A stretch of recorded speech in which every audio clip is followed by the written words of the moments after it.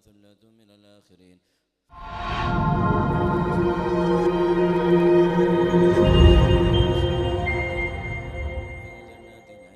من الأولين وقليل من الآخرين على سرر موضونة متكئين عليها متقابلين يطوف عليهم بلدان مخلدون بأكواب وبارك وكأس من معين لا يصدعون عنها ولا ينزفون وفاكهة مما يتخيرون ولحم طير مما يشتهون وحور عين كأمثال اللؤلؤ المكنون جزاء بما كانوا يعملون لا يسمعون فيها لغوا ولا تأثما إلا قيلا سلاما سلاما. وأصحاب اليمين ما أصحاب اليمين في سدر مخضود وطلح ممضود وظل ممدود وماء مسكوب وفاكهة كثيرة لا مقطوعة ولا ممنوعة وفروش مرفوعة إنا أنشأناهن إنشاء فجعلناهن بكارا عربا أترابا لأصحاب اليمين ثلة من الأولين وثلة من الآخرين. وأصحاب الشمال ما أصحاب الشمال في سموم وحميم وظلم يحموم لا بارد ولا كريم إنهم كانوا قبل ذلك مترفين وكانوا يسيرون الحنث العظيم وكانوا يقولون إذا متنا وكنا ترابا وعظاما إنا لمبعوثون أو آباؤنا الأولون قل إن الأولين والآخرين مجموعون إلى ميقات يوم معلوم ثم إنكم أيها الضالون المكذبون لآكلون من شجر من زقوم فمالئون منها البطون فشاربون عليه من الحميم فشاربون شرب الهيم هذا نزلهم يوم الدين نحن خلقناكم فلولا تصدقون أفرأيتم ما تمنون أنتم تخلقونه أم نحن الخالقون نحن قدرنا بينكم الموت وما نحن مسبوقين على أن نبدل أمثالكم وننشأكم فيما لا تعلمون ولقد علمتم النشأة الأولى فلولا تذكرون أفرأيتم ما تحرثون أنتم أنزلتم أن أنتم تزرعون ونحن نزارعون لو نشاء لجعلناه حطاما فظلتم تفكرون إنا لمغرمون بل نحن محرومون أفرأيتم الماء الذي تشربون أنتم أنزلتموه من المزن أم نحن المنزلون لو نشاء جعلناه جاجا فلولا تشكرون أفرأيتم النار التي ترون أنتم أنشأتم شجرتها أم نحن المنشئون نحن جعلناها تذكرة ومتاعا للمقوين وسبح باسم ربك العظيم فلا أقسم بمواقع النجوم إنه لقسم لو تعلمون عظيم إنه لقرآن كريم في كتاب مكنون لا يمسه إلا المطهرون تنزيل من رب العالمين فبهذا الحديث أنتم مدهنون تجعلون رزقكم أنكم تكذبون فلولا إذا بلغت الحلقوم أنتم حينئذ تنظرون ونحن أقرب إليه منكم ولكن لا تبصرون فلولا إن كنتم غير مدينين ترجونها إن كنتم صادقين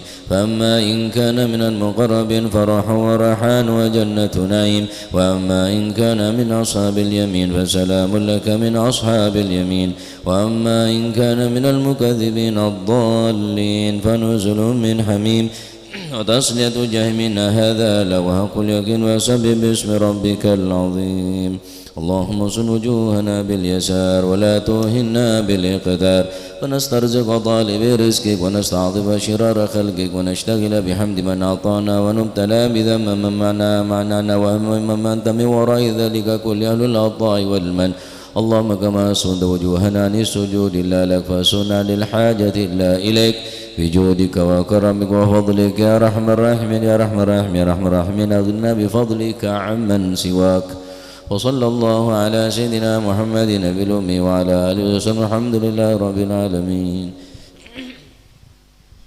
الفاتحة على من سلفنا الصالحون وعلمنا وحبيبنا الحبشي أن الله يغفر ذنوبنا ويستر عيوبنا ويشفي أمراضنا ويقضي حاجاتنا وحاجات المسلمين أجمعين أن الله يسير كل أمورنا أمور الدنيا والآخرة وإلى حضرة النبي محمد صلى الله عليه وسلم سر الفاتحة.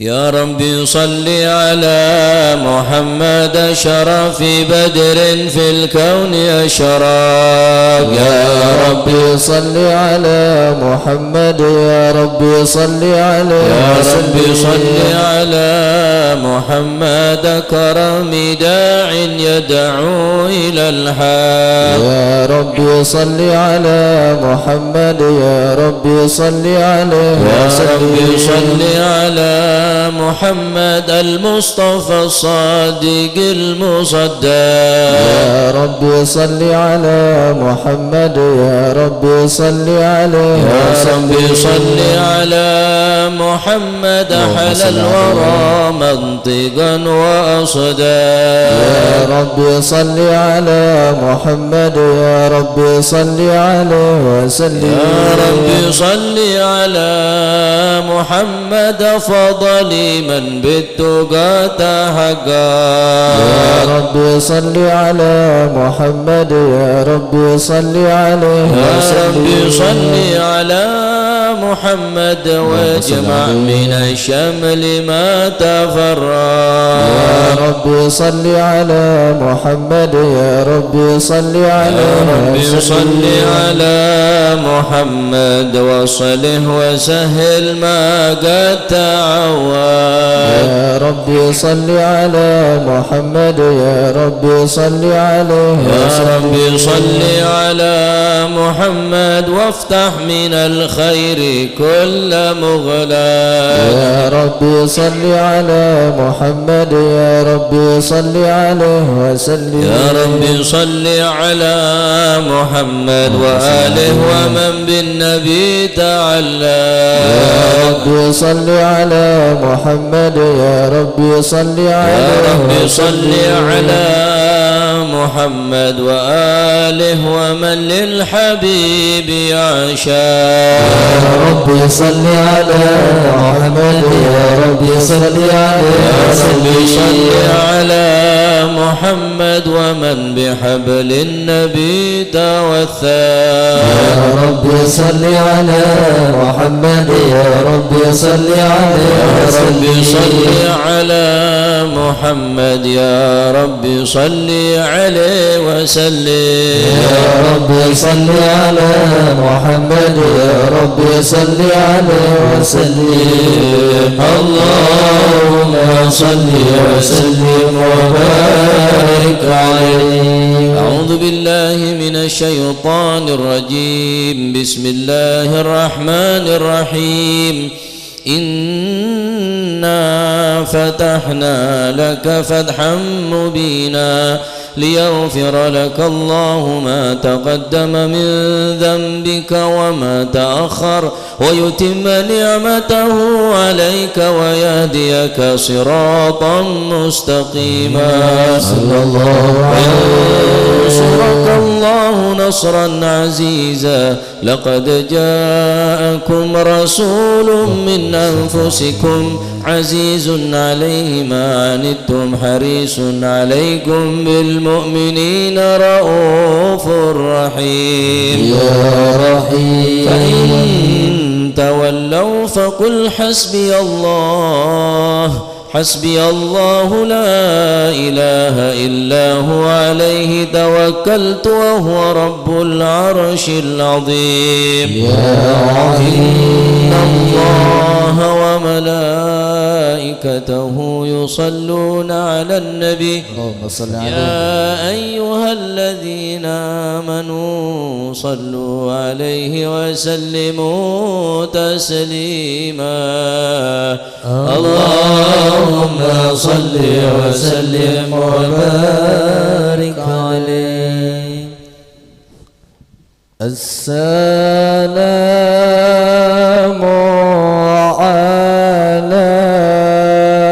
عليك زين الأنبياء.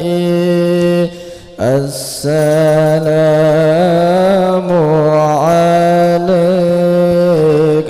السلام عليك زين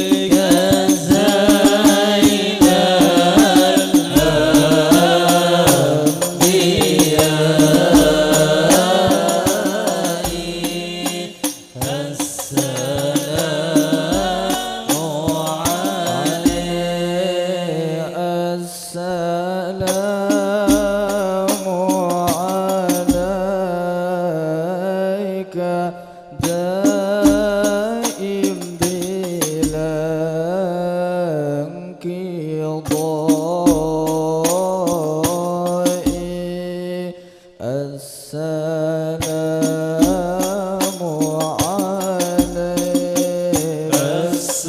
السلام عليك زين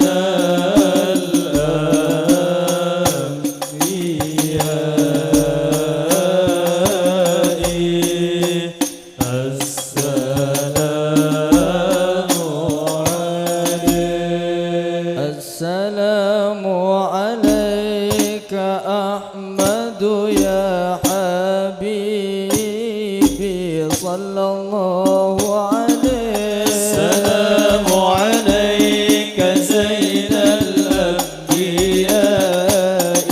صلى الله عليه السلام عليك طه يا طبيبي صلى الله عليه السلام عليك زين الأنبياء صلى الله عليه السلام على المقدم في الإمامة صلى الله عليه السلام عليك زين الأنبياء صلى الله عليه وعليك زين الأنبياء السلام عليك أتقى الأتقياء السلام عليك زين الأنبياء السلام عليك أتقى الأتقياء السلام عليك زين الأنبياء السلام عليك أتقى الأتقياء السلام على المقدم في الإمامة السلام على المشفع في القيامة السلام على المقدم في الإمامة السلام على المشفع في القيامة السلام على المتوج بالكرامة السلام عليك السلام عليك السلام عليك زين الأنبياء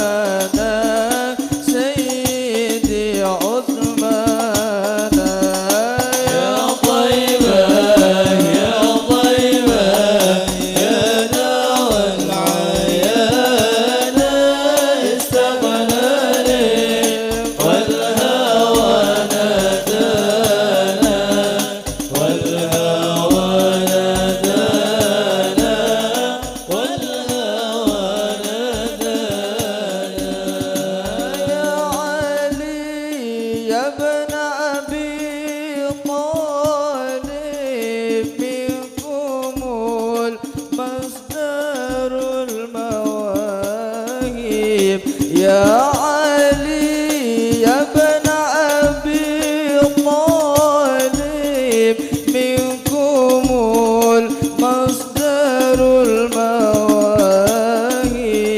هل ترى هل أرى لحجيب عندكم أفضل الغلمان أفضل الغلمان أفضل الغلمان يا طيبة يا دوا العيان استوى والهوى نادانا والهوى نادانا والهوى نادانا أسياد الحسن والحسين إلى النبي قرة عيني أسياد الحسن والحسين إلى النبي قرة عيني ويا شاب الجنتين جدكم صاحب الفرقان صاحب الفرقان صاحب الفرقان يا طيبة يا دوا العيان استغنى لك والهوى نادانا والهوى نادانا والهوى نادانا اللهم صل وسلم وبارك عليه صل وسلم وبارك عليه وعلى آله. بسم الله الرحمن الرحيم. الحمد لله القوي سلطانه الواضح برهانه المبسوط في الوجود كرمه وإحسانه صلى الله عليه تعالى مجده وعظم شانه خلق الخلق لحكمة وطوى عليها علمه وبسط لهم من فائض المنة ما جرت به في أقداره القسمة صلى الله عليه فأرسل إليهم أشرف خلقه وأجل عبيده رحمة تعلقت إرادته الأزلية بخلق هذا العبد المحبوب فانتشرت آثار شرفه في عوالم الشهادة والغيوب صلى الله عليه فما أجل هذا المن الذي تكرم به المنان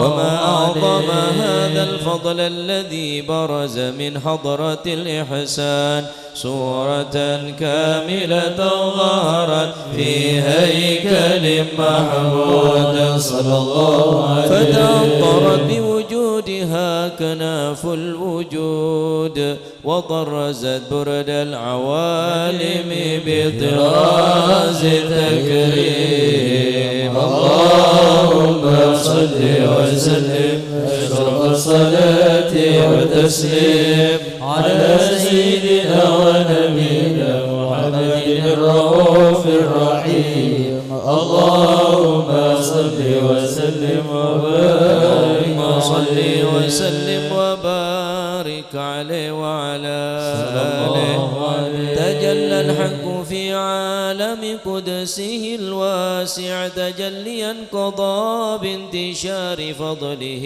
في القريب والشاسع صلى الله عليه فله الحمد الذي لا تنحصر أفراده بتعداد ولا يمل تكراره بكثرة ترداد حيث أبرز من عالم الإمكان صورة هذا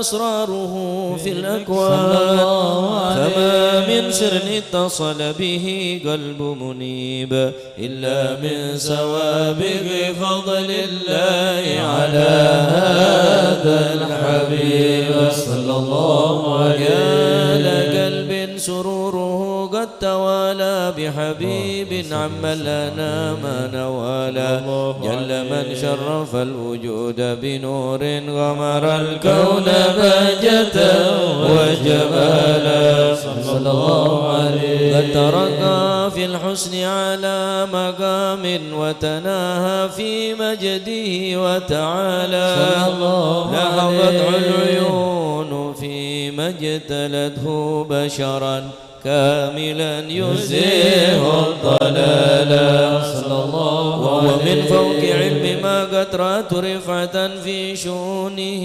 وكمالا فسبحان الذي أبرز من حضرة الامتنان ما يعجز عن وصفه اللسان ويحار في تعكل معانيه الجلال انتشر منه في عالم البطون والظهور ما ملأ الوجود الخلق ينور فتبارك الله من إله كريم بشرتنا آياته في الذكر الحكيم ببشارة لقد جاءكم رسول من أنفسكم عزيز عليه ما عنتم حريص عليكم بالمؤمنين رؤوف رحيم فمن فاجأت هذه البشارة وتلقاها بقلب سليم فقد هدي إلى صراط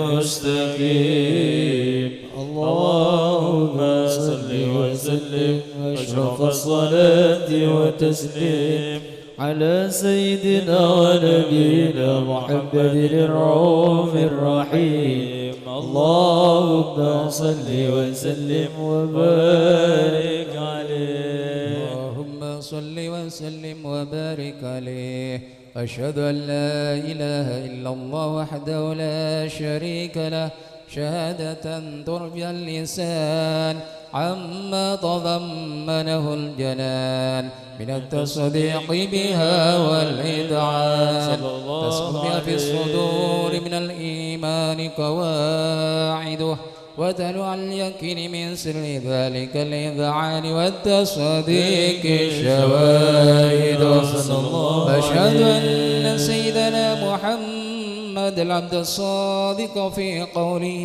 وفعله والمن عن الله ما أمره بتبليغ لخلقه من فرضه ونفله أبد أرسله الله للعالمين بشيرا ونذيرا فبلغ الرسالة وأدى الأمانة وهدى الله من الأمة بشرا كثيرا فكان في المستبصرين سراجا وقمرا منيرا صلى الله عليه أعظم منة تكرم الله بها على البشر وما أوساها من نعمة انتصر سرها في البحر والبر اللهم صل وسلم بأجل الصلوات وجمعها وأزكى التحيات وأوسعها على هذا العبد الذي وفى بحق العبودية صلى الله عليه وابرز فيها في خلة الكمال وقام بحق الربوبية في مواتن الخدمة لله وأقبل عليه غاية الإكمال صلى الله عليه المصلي عليه به فينبث في قلب نور سر تعلقه به وحبه ويكتب بها بعناية الله في حزبه وعلى آله وصحبه الذين ارتقوا صهوة المجد بكرمه صلى الله عليه أشرف الأصل بوده وحبه ما أطر الأكوان بنشر ذكراهم نسيم اللهم صل وسلم أشرف الصلاة والتسليم على سيدنا ونبينا محمد الرؤوف الرحيم. اللهم صل وسلم وبارك عليه. اللهم صل وسلم وبارك عليه وعلى آله. أما بعد، فلما تعلقت إرادة الله في العلم القديم بظهور أسرار التخصيص للبشر الكريم بالتقديم والتكريم، فدت القدرة الباهرة بالنعمة الواسعة والمنة الغامرة، فانفلقت بيضة التصوير في العالم المطلق الكبير عن جمال مشهود بالعين، حاول لوصف الكمال المطلق والحسن التام والزين، فتنقل ذلك الجمال الميمون في الأصلاب الكريمة والبطون، فما من صلب ضم إلا وتمت عليه من الله النعمة صلى الله عليه. فهو القمر التام الذي يتنقل في بروجه ليتشرف بموضع استقراره وموضع خروجه، وقد قضت الأكدار الأزلية بما قضت، واظهرت من سر هذا النور ما أظهرت، وخصصت به من خصصت صلى الله عليه. وكان مستقره في الأصلاب الفاخرة والأرحام الشريفة الطاهرة، حتى برز في عالم الشهادة بشرا لا كالبشر صلى الله عليه. ونورا حير الأفكار ظهوره وبهر، فتعلقت همة الراقم لهذه الحروف بأن يرقم في هذا القرطاس ما هو لديه من عجائب ذلك النور معروف. وإن كانت الألسن لا تفي ب10 أوصاف ذلك الموصوف تشويقا للسامعين من خواص المؤمنين، وترويحا للمتعلقين بهذا النور المبين. وإلا فأن تعرب الأقلام عن شؤون خير الأنام، ولكن هزا إلى تدوين ما حفظت من سر أشرف المخلوقين، وما أكرم الله به في مولده من الفضل الذي عم العالمين. وبقيت راية في القول منشورة على مر الأيام والشهور والسنين، داعي التعلق بهذه الحضرة الكريمة، ولاعي التشوق إلى سمع أوصافها العظيمة، ولعل الله ينفع به المتكلم والسامع، فيدخلان في شفاعة هذا النبي الشافع، ويتروحان بروح ذلك النعيم. اللهم صل وسلم أشرف الصلاة والتسليم على سيدنا ونبينا محمد الرؤوف الرحيم. اللهم صل وسلم وبارك عليه. صلاة الله على طه اليماني شفيع الخلق في يوم القيامة. صلاة الله على طه اليماني شفيع الخلق في يوم القيامة. صلاة الله على طه اليماني شفيع الخلق في يوم القيامة. صلاة الله على طه اليماني شفيع الخلق في يوم القيامة. صلاة الله على طه اليماني خلق في يوم القيامة. القيامة صلاة الله على طه اليماني شفيع الخلق في يوم القيامة دعوني فالذي أهوى دعاني وأظهر لي من البشرى علامة دعوني فالذي أهوى دعاني وأبدى لي من البشرى علامة وأظهر لي غميضات المعاني يقينا عندما كشف اللثام وأظهر لي غميضات المعاني يقينا عندما كشف اللثام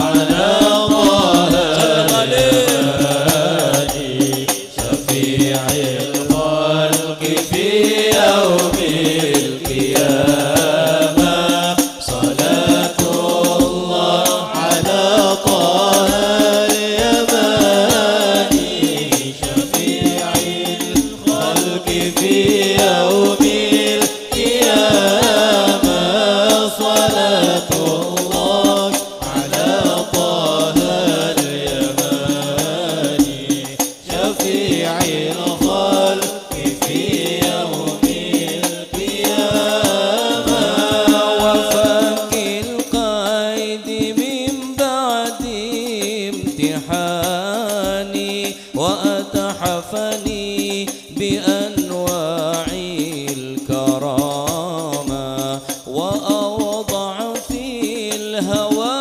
قصدي وشاني على ورع وجنبني الملامة مضى في العلم والتقوى زماني وفي الأخرى إلى دار المقامة مضى في العلم والتقوى زماني وفي الأخرى إلى دار المقامة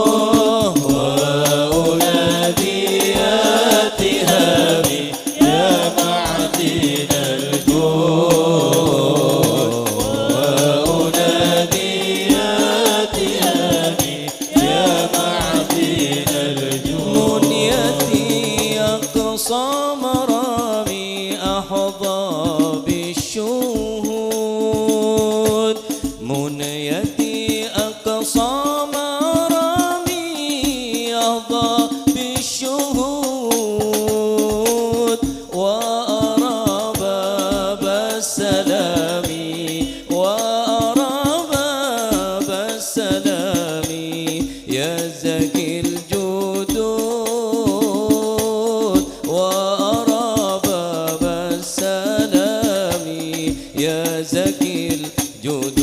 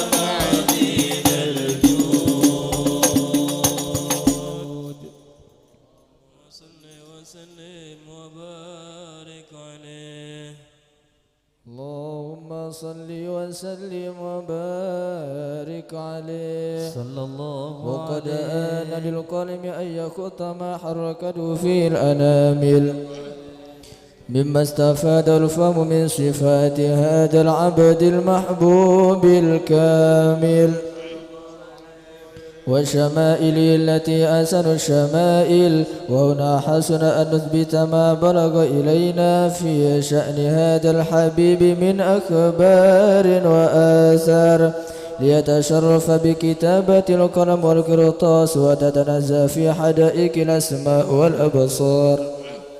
وقد بلغنا في الأحاديث المشهورة أن أول شيء خلقه الله هو النور المودع في هذه الصورة. فنور هذا الحبيب أول مخلوق برز في العالم ومنه تفرع الوجود خلقا بعد خلق فيما حدث وما تقدم. وقد أخرج عبد الرزاق بسنده عن جابر بن عبد الله الأنصاري رضي الله عنهما قال: قلت يا رسول الله بأبي وأمي أخبرني عن أول شيء خلقه الله قبل الأشياء. قال: يا جابر إن الله خلق قبل الأشياء نور نبيك محمد صلى الله عليه وسلم من نور صلى الله عليه. وقد ورد من حديث أبي هريرة رضي الله عنه أنه قال: قال رسول الله صلى الله عليه وسلم كنت أول النبيين في الخلق وآخرهم في البعث صلى الله عليه. وقد تعدت الروايات بأنه أول الخلق وجودا وأشرفهم مولودا. ولما كانت السعادة الأبدية لها ملاحظة خفية اختصت من شاءت من البرية بكمال الخصوصية صلى الله عليه. فاستودع هذا النور المبين أسلب وبطون من شرفته من العالمين فتنقل هذا النور من صلب آدم ونوح وإبراهيم عليه السلام حتى أوصلت يد العلم القديم إلى من خصصته بتكريم أبيه الكريم عبد الله بن عبد المطلب ذي القدر العظيم وأم التي هي في المخاوف آمنة السيدة الكريمة آمنة فتلقاه صلب عبد الله فألقاه إلى بطنها صلى الله عليه. وضمت وحشاؤها بمعونة الله محافظة على حق هذه الدرة وصونها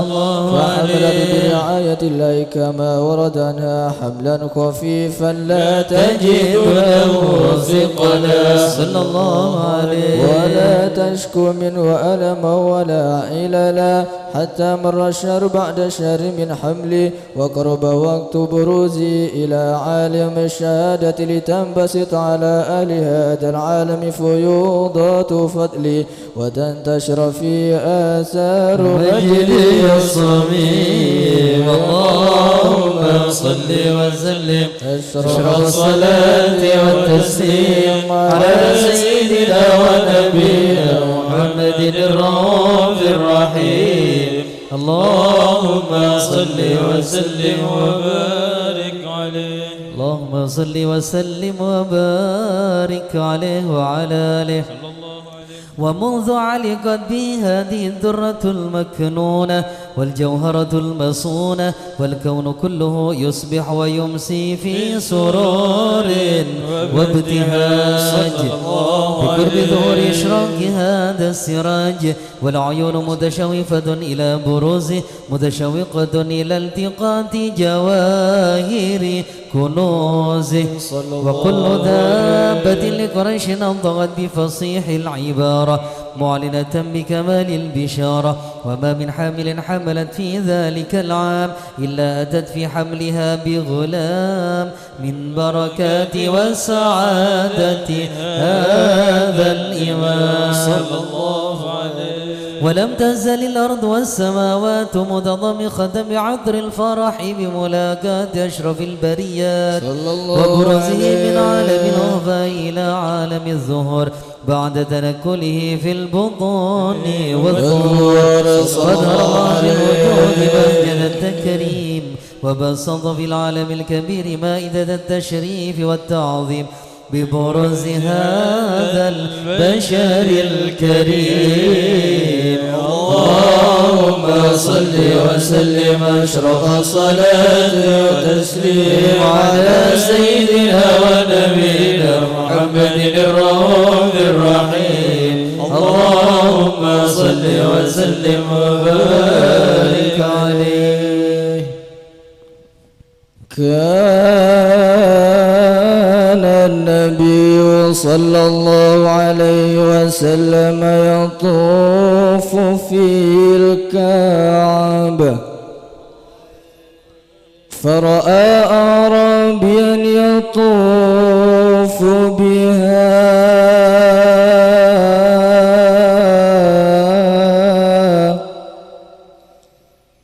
ويقول يا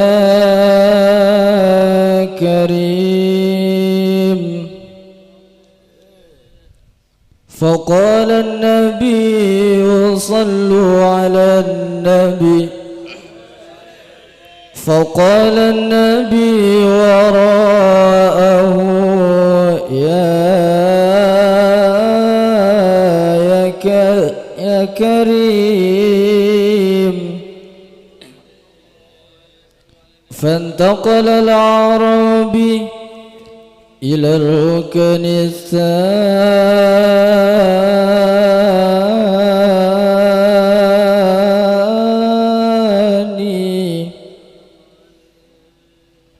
وقال يا كريم فقال النبي فقال الحبيب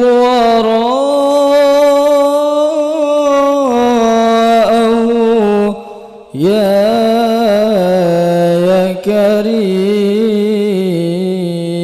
كريم القلب متيم بطه النبي يا نبي وصلى وسلم على طه النبي يا نبي نبينا المكرم نبينا المشرف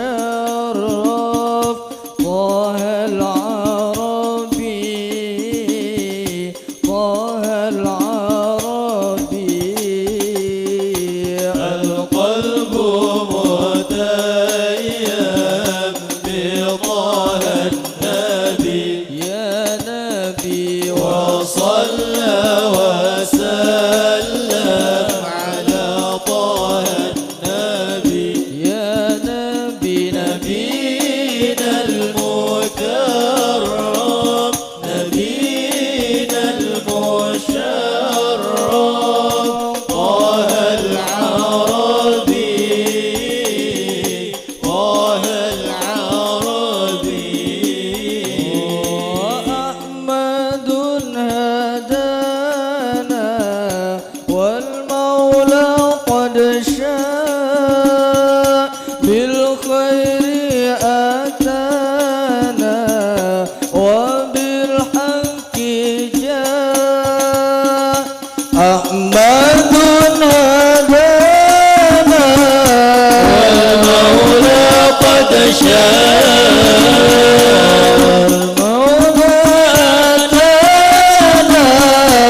وبالحق جاء التقوى دعانا للدرب الرجاء والمولى أولانا بطه النبي القلب متيم بطه النبي يا نبي وصلى وسلم على طه النبي يا نبي نبينا المشرف نبينا المشرف طه العربي طه العربي يا رسول الله جئت بالقرآن من وحي الإله مولانا الرحمن يا رسول الله بالقرآن من وحي الإله مولانا الرحمن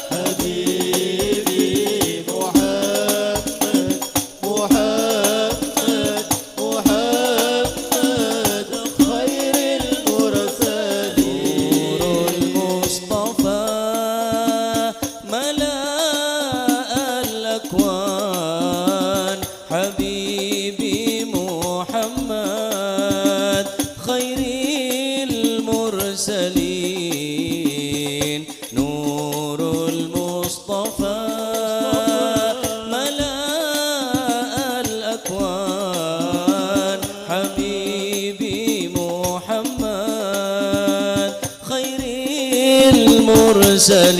المرسلين نور المصطفى ملأ الأكوان حبيبي محمد خير المرسلين نور المصطفى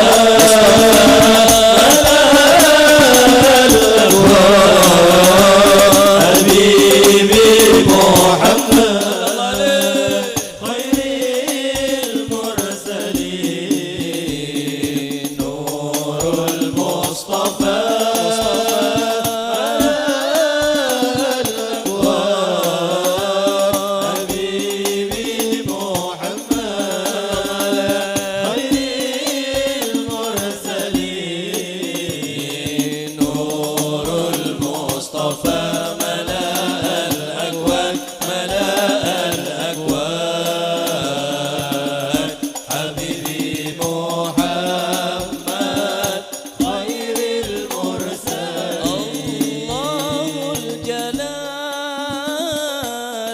أعطاك الجمال الله الجلال أعطاك الجمال الله الجلال أعطاك الجمال الله الجلال أعطاك الجمال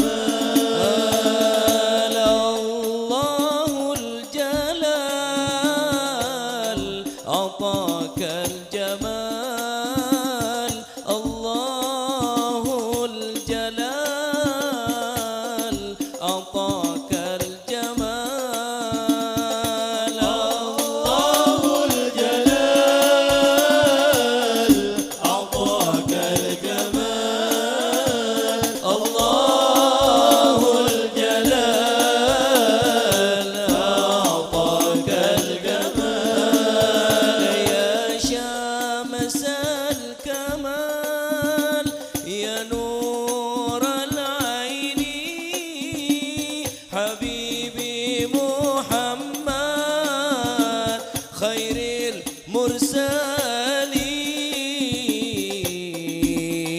المرسلين نور المصطفى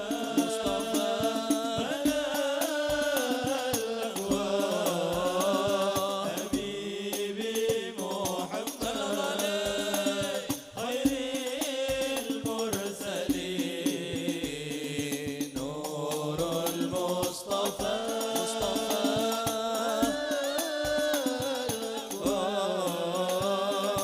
حبيبي محمد خير المرسلين نور المصطفى ملأ الأكوان حبيبي محمد خير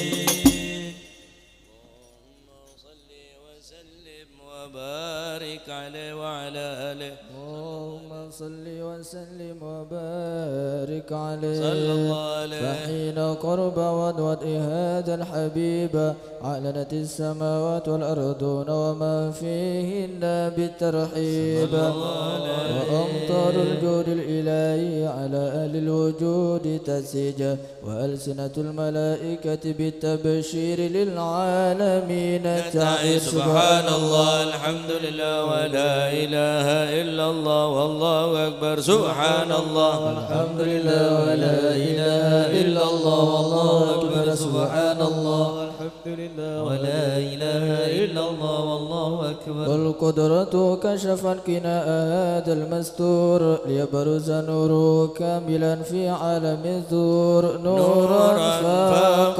كل نور صلى الله عليه وسلم حقكم على من أتم الله عليه النعمة من خواص الأمة أن يحضر عند وضعه أمة تأنيسا لجناب المسعود ومشاركة لها في هذا السمات الممدود. فحضرت بتوفيق الله سيدة مريم وسيدة آسيا ومعهما من الحور العين ما انقسم الله له من الشرف بالقسمة الوافية. فأتى الوقت الذي رتب الله على حضوره وجود هذا المولود صلى الله عليه وسلم. فانفلق صبح الكمال من النور عن عمود وابرز الحامد المحمود منعنا لله بالتعظيم والسجود. صلى الله على محمد صلى الله عليه وسلم. صلى الله على محمد صلى الله عليه وسلم. اللهم صل على محمد. حضرك رسول الله فكرم رسول الله. الشراق الكون ابتهاجا بوجود المصطفى أحمد ولأهل الكون أنس وسرور قد تجدد. يا نبي سلام عليك يا رسول سلام عليك يا حبيب سلام عليك صلوات الله عليك. فضربوا يا أهل المثاني فهزروا اليمن غرد واستضيئوا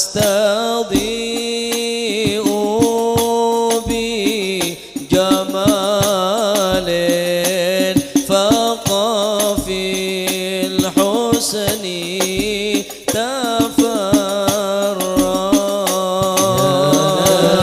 صلى الله عليه سلام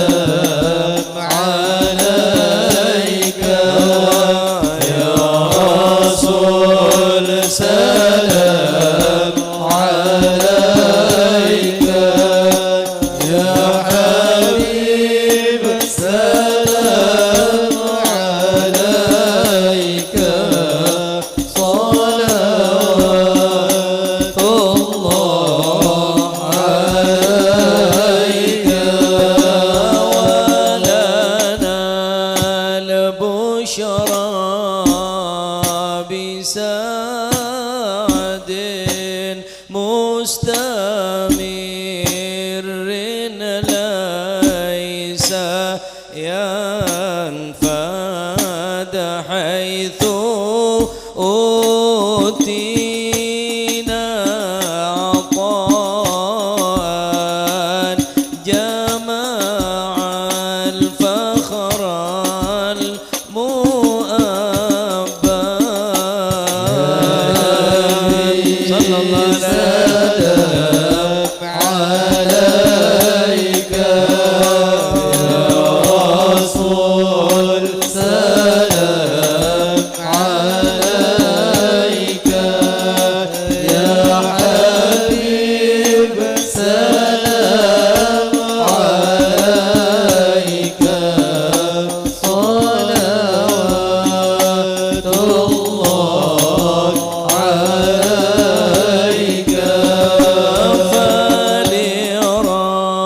فلربي كل حمد جل أن يحصره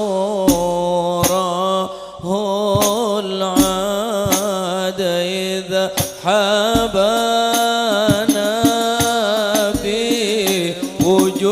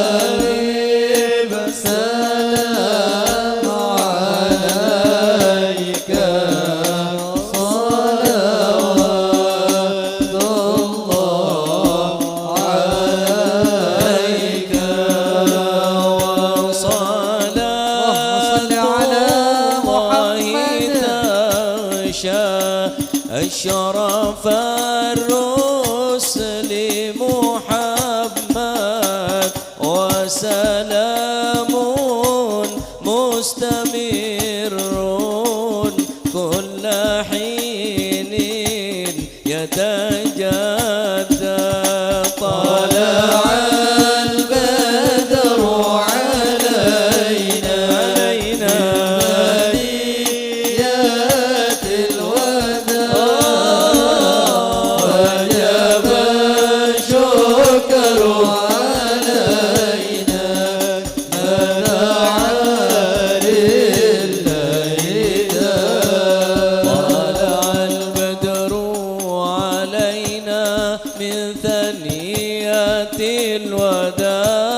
وجب الشكر علينا ما دعا لله داع طلع البدر علينا ثنيات الوداع وجب الشكر علينا ما دعا لله داع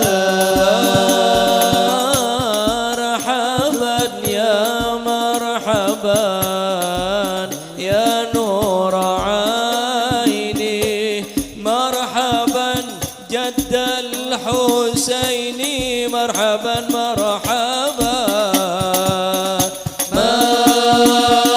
مرحبا يا مرحبا يا نور العين مرحبا جد الحسين مرحبا مرحبا وأكرم الأرواح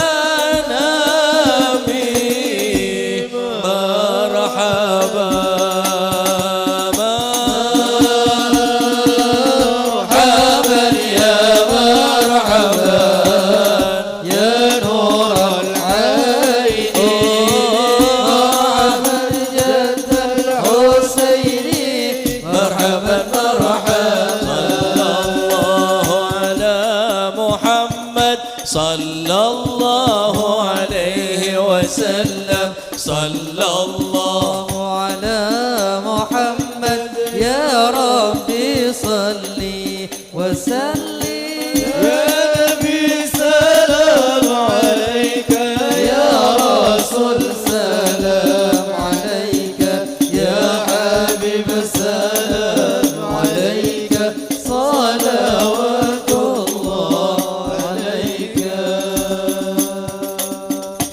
اللهم صل على محمد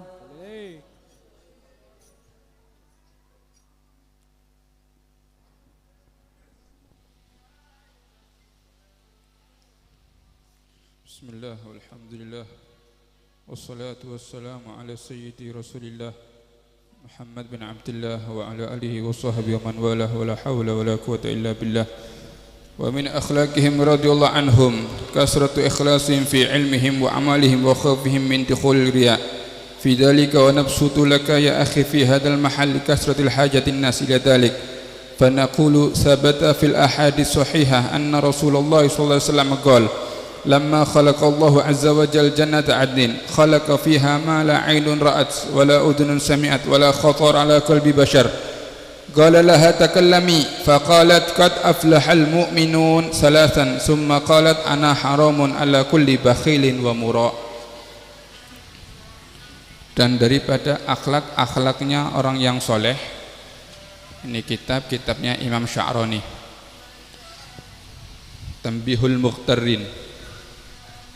Dan daripada akhlak-akhlaknya orang yang soleh itu banyak ikhlas di dalam diri mereka, fi ilmihim, di dalam ilmu mereka, di dalam amalan mereka, di dalam ketakutan mereka dalam masuknya riya. Jadi akhlaknya orang yang soleh itu betul-betul ikhlas di dalam ilmunya, ikhlas di dalam amalnya, ikhlas atau takut di dalam dirinya kemasukan riya. Karena Rasulullah SAW bersabda, ketika Allah Subhanahu wa taala menciptakan surga Aden, surga itu ma la ainun ra'at, yang panjenengan pernah lihat di dunia, di surga lebih. Yang panjenengan pernah dengar di dunia, di surga lebih nikmat. Yang panjenengan pernah kerentek kepingin ini, kalau nanti di surga ini, nanti di surga lebih daripada itu. Allah Subhanahu wa taala mengatakan kepada surga, takallami, hei surga, ngomong. Faqalat, maka surga mengatakan ketika diciptakan surga, qad aflahal mu'minun, 3 kali. Ontong orang mukmin, ontong orang mukmin, ontong orang mukmin. Summa qalat, kemudian surga mengatakan, ana haramun ala kulli bakhilin wa mura. Saya surga haram dimasuki bagi orang-orang sing cerek, bi orang-orang sing riya. Jadi mun cerek bi riya so sama surga. Kadang-kadang sedekah atas nama orang ega boleh dipi arya kaula ya. Anania ria termasuk murah, termasuk orang ria. Arya beb karya kebir ya kaula beb. Arya mon polisi datang ngawal kiai ria kaula sungunjeng kiai, ngunjeng polisi ria kaula beb. Arya ngakan-rakan kebir ya arya kaula beb. Arya termasuk anania, kebanyakan ngocak ana. Mon ngecok sandal kakek. Oh, Arya bener kaula beb. Arya manusia ya. Wa qila li Yahya bin Mu'adz rahimahullahu taala yaqul, mata yakunul abdu mukhlishan? Kapan seorang hamba ya disebut orang ikhlas ya kapan? Faqala khuluquhu ka khuluqir radhi' la yubali man madahahu aw dhammahu. Jika ada akhlaknya itu seperti akhlaknya anak-anak bayi, Tidak peduli ada orang yang memuji atau ada orang yang menghina. Mata yakunul abdu mukhlisan. Kapan seorang yang orang ikhlas dia kapan? Jika idza sara khuluquhu ka khuluqir radi' la yubali man madahahu au zamahu. Tidak peduli beda orang sing muji, beda orang sing menghina, tidak. Ini dinamakan orang yang ikhlas. Sampean mon nyambangi bayi ini pas celeng, pas bayi ini celeng, sampean ngocak, mek celeng ria bayi ria. Kira-kira ngamuk apa enggak? Tak ngamuk, mae ngamuk. Iki nggawa gula sak kilo, nyap-nyap. Ana ria.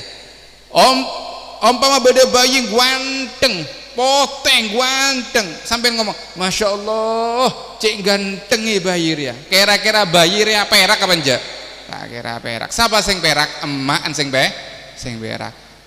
Kalau seorang itu, kapan seorang dianggap orang ikhlas? Idza sara khuluquhu ka khuluqir radhi' la yubali man madahahu aw dammahu. Tidak peduli ada yang muji, ada orang menghina, tidak pancat pada. Masya Allah Habib Umar. Engkiongku Masya Allah jane. Arya berarti tak ikhlas Pak. Arya Habib apa Arya? Si beda ateh berarti kita tidak ikhlas. Imam Fudil mengatakan madamal abdu yasta'nisu binnas fala yaslam minar riya.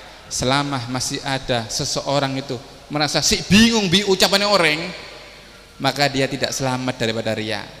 Mohon bingung ucapannya orang, maka dia tidak selamat daripada riya. Berarti riya berarti. Ajum sing ngaji telok. Ngaji ihya telok. Ditunggu sama Abu Bakar. Sobung, totop wis telok-telokan lah. Besoknya ditunggu lagi, ya telur ya dateng. Dilihat, aduh, gimana kau le tak kau wa, mon kau le, ongkuan tak kau wa, mon kau le, ayo mulai kon, kan rete ongku, mon kau le tak kau wa, mon kau le tak kau wa, makanya ini susah, hal-hal yang begini nih susah, kau le dengar bodoh orang, mon masuk kelas, Arya telat terus, bodoh ngaji pertama itu kenceng, kau le pin ngaji panjenengan, tak siap no waktu kon. Oleh 3 bulan elang ria santri jelangkung ria datang teh unjeng moro elang cuma beda ate ini berarti susah ya. Mata yakunul abdu mukhlisan idza sara khuluquhu ka khuluqir radhi' la yubali man madahahu au dahmu. Tak ngurus mun beda orang sing muji, mun beda orang sing menghina, tak ngurus. Saya biasanya ngesir sama statusnya Gus Muhib. Biasanya Gus Muhib yang penting saya sudah mengucapkan terima tak ngoros. Arya pasti tak engek-engek begola. Onggun Arya kalau saya mikir Allah, kadang-kadang aku iki yo ceramah tapi kok gak wani ngilok nasihati wong, kok gak wani lak beda orkes. Arya onggun Mbak. Kadang-kadang status pas yang penting aku ngilingno, kon trimo gak trimo ya wis. Arya tersindir kok aslina nggih. Asline terus mau tak wani kok sampai ndelok orang-orang bilang tak ngoros Pak nggih Khalil nyambi cambuk tak ngoros beda apa pokok maksiat sekat Arya bilang enggak sampai ya Allah berarti masih munafik termasuk kaula termasuk munafik masih riya. Nasallallahu salamah ya, mudah-mudahan selamat sudah aja, mudah-mudahan termasuk hatinya dibersihkan oleh Allah Subhanahu wa taala. Mesti beda kantong ki cek bong sombong masih beda kantong. Qaul alhamdulillah masih hujan datang alhamdulillah. Dia qaula dia. Pas tepak sampai pas tepak malaikat, pas tepak setan ya tedung nggih. Pas tepak setan ate edung. Masih qaula emang delok rodok mendung rek. Ketok kopi je enake kopi iki. Tapi aja setan keluar masuk kan ini. Apa gawe kopi, apa mulutan, gawe kopi, mulut. Untung pas tepak binek pas malaikat. Pas bojoku pas malaikat maulitan gak tau maulitan mek noro pas tepak pas sing bini noro setan tak usah maulitan noro lah beda kamar ki kan ancur kan biasanya kan sampean nek kalah bini Pak ongkun Pak Ayo mon sedekah 50. Sedekah bencek nggih. Sedekah bencek. Ari setan, sedekah bencek. Pas keluar 50. Tangane sing wedok nyekeli. Jek 50, Mas. 2.000 ae, Mas. Masuk apa njak? Kalah bi. Manu orang bini ya kalah bi setan. Sik kerengan orang bini daripada setan. Asli apa sama. Insyaallah barakah ya. Amin Allahumma. Amin. Insyaallah barakah masjid sini kita termasuk Allah bersihkan hati kita ya. Amin Allahumma amin. Mudah-mudahan hati kita dibersihkan oleh Allah. Mudah-mudahan daripada sifat riya.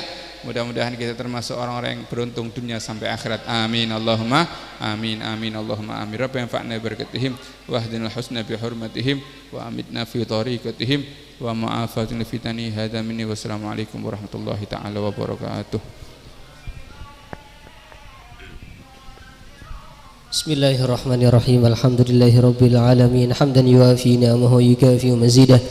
Ya Rabbana lakal hamdu kama yanbaghi li jalali wajhika wa 'azimi sultanika. Allahumma shalli wa sallim ala sayyidina Muhammadin fil awwalin wal akhirin wa shalli wa sallim ala sayyidina Muhammadin fi kulli waqtin wa hin wa shalli wa sallim ala sayyidina Muhammadin fil mala'il a'la ila yaumiddin wa shalli wa sallim ala sayyidina Muhammadin wa ala alihi wa sahbihi ajma'in. ولما نظم الفكر من ضروري الأوصاف المحمدية وقودا توجهت إلى الله متوسلا بسيدنا وحبيبنا محمد صلى الله عليه وسلم أن يجعل سعينا فيه مشكورا وفعلنا فيه محمودا وأن يكتب عملنا في الأعمال المقبولة وتوجهنا في التوجهات الخالصة والصلات الموصولة. اللهم يا من إليه تتوجه الآمال فتعود ظافرة وعلى باب عزته تحط الرحال فتوشاها منه الفيوضات الغامرة. نتوجه إليك بأشرف الوسائل لديك سيد المرسلين عبدك الصادق الأمين سيدنا محمد الذي عمت رسالته العالمين أن تصلي وتسلم على تلك الذات الكاملة مستودع أمانتك وحفيظ سرك وحامل راية دعوتك الشاملة الأبي الأكبر المحبوب لك والمخصص بالشرف الأفخر في كل موطن من مواطن القرب ومظهر قاسم إمدادك في عبادك وساك كؤوس إرشادك لأهل ودادك سيد الكونين وأشرف الثقلين العبد المحبوب الخالص المخصوص منك بأجل الخصائص.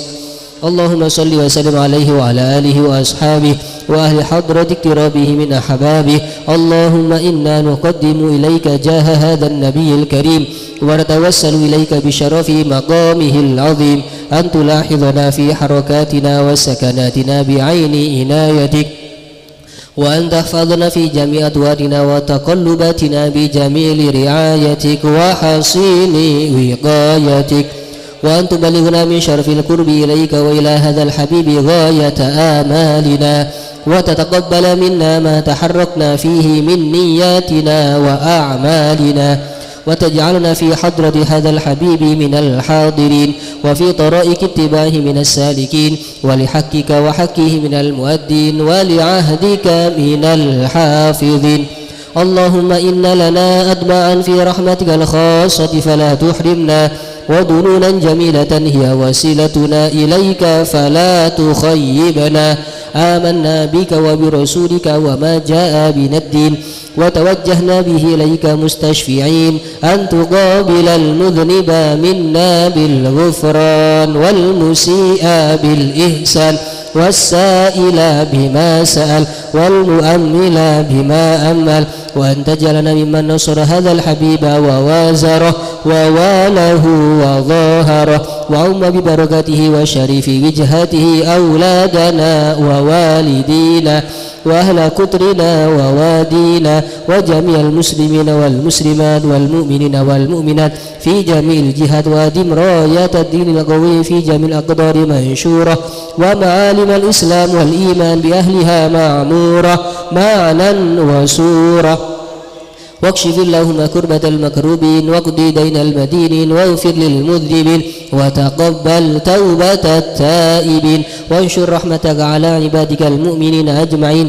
واكفي شر المعتدين والظالمين وابسط العدل بولاد الحق في جميع النواحي والأقطار وأيدهم بتأييد من عندك ونصر على المعاندين من المنافقين والكفار واجعلنا يا ربي في الحسن الحسين من جميع البلايا واجعلنا يا ربي في الحسن الحسين من جميع البلايا واجعلنا يا ربي في الحسن الحسين من جميع البلايا وفي الحرص المكين من الذنوب والخطايا وأدمنا في العمل بطاعتك والصدق في خدمتك قائمين وإذا توفيتنا فتوفنا مسلمين مؤمنين واختم لنا منك بخير أجمعين وصل وسلم على هذا الحبيب المحبوب للأجسام والأرواح والقلوب وعلى آله وصحبه ومن إليه منسوب وآخر دعوانا الحمد لله رب العالمين سبحان ربك رب العزة عما يصفون وسلام على المرسلين الحمد لله رب العالمين. سير